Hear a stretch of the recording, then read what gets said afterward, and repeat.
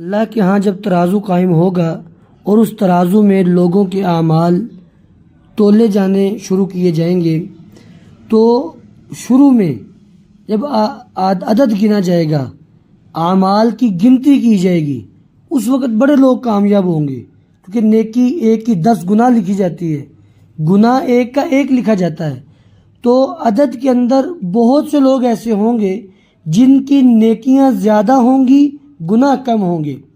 لیکن میزان اور ترازو جو ہے اس کا کام صرف گنتی کرنا نہیں ہے، اس کا کام معیار چیک کرنا بھی ہے۔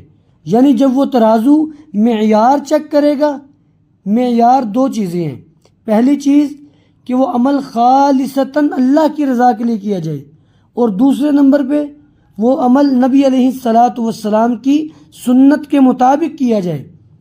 تو وہ ترازو کسی کے آباء و اجداد کو نہیں جانتا، وہ ترازو علماء کو نہیں جانتا، وہ ترازو ائمہ کو نہیں جانتا، وہ ترازو جانتا ہے جناب محمد رسول اللہ صلی اللہ علیہ وسلم کی ذات اقدس کو۔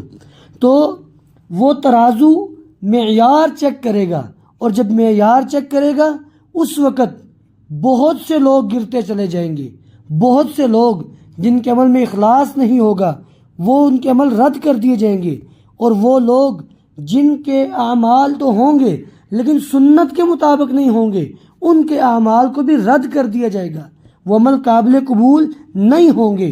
اس لیے یہ معیار چیک کرنا یہ بھی ترازو کا کام ہے۔